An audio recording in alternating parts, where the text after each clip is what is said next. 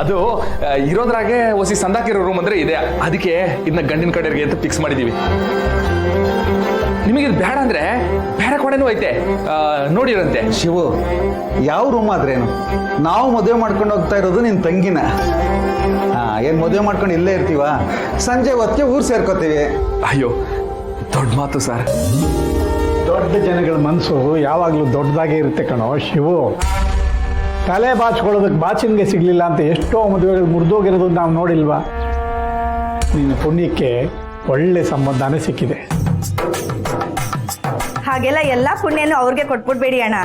ನಾವು ಪುಣ್ಯ ಮಾಡಿದ್ದೀವಿ ಅವ್ರ ಮನೇಲಿ ಹೆಂಗೆ ತರೋಕೆ. ಭಾವ, ರಶ್ಮಿ ಅವ್ರ ರೂಮಲ್ಲಿದೆ. ರಶ್ಮಿ ರೂಮಲ್ಲಿದ್ದಾಳೆ. ತಾಳಿ ಕಟ್ಟೋ ಟೈಮಿಗೆ ಆಚೆ ಬರ್ತಾಳೆ. ಅಷ್ಟೊಂದು ಅರ್ಜೆಂಟ್ ಟೈಮ್ ಇದೆ.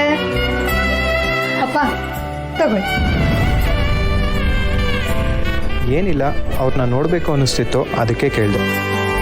ಹಾ ಹುಡುಗಿ ನೋಡಿ ಕೆಲವೇ ದಿನ ಆದರೂ ಇಷ್ಟೊಂದು ಆಸೆ ಪಡ್ತಿದ್ಯಾ ಅಂದರೆ ನಿಜವಾಗ್ಲೂ ಖುಷಿ ಆಗುತ್ತೆ. ಹುಡುಗ ಸಿಕ್ಕರೆ ಇಂಥ ಹುಡುಗ ಸಿಗಬೇಕು. ನಮ್ಮ ರಶ್ಮಿ ಅದೃಷ್ಟ ಮಾಡಿದ್ಲು.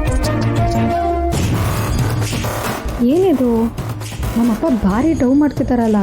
ಮದುವೆಗೆ ಅಮ್ಮ ಚಿಕ್ಕಮ್ಮ ಹೋಗಬಾರ್ದು ಅಂತ ಅಷ್ಟೆಲ್ಲ ಡ್ರಾಮಾ ಮಾಡಿ ಇಲ್ಲಿ ಬಂದು ಹಲ್ಕಿರ್ಕೊಂಡು ಹೋಗ್ಲುತ್ತಿದ್ದಾರೆ ಅಂದರೆ ಏನೋ ಡೌಟ್ ಹೊಡಿತಿದೆ ನನಗೆ.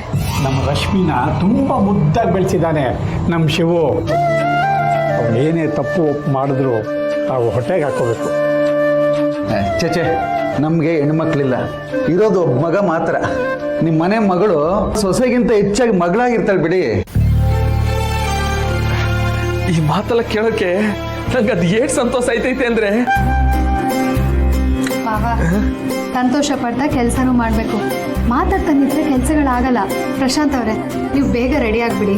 ಹುಡುಗಿನ ಕೂರಿಸಿ ಅರ್ಶಿನ ಶಾಸ್ತ್ರ ಮಾಡಬೇಕು. ಅದಾದಮೇಲೆ ಮಾಂಗಲ್ಯ ಧಾರಣೆ ಇರುತ್ತೆ. ಸ್ವಲ್ಪ ಬೇಗ ರೆಡಿ ಆಗಿಬಿಡಿ. ರೆಡಿ ಮಾವ, ನಂಗೆ ಆಚೆ ಕೆಲಸ ಇದೆ, ಹೋಗ್ತೀನಿ. ಸರಿ ಕಲ್ಬಾರ್ದು.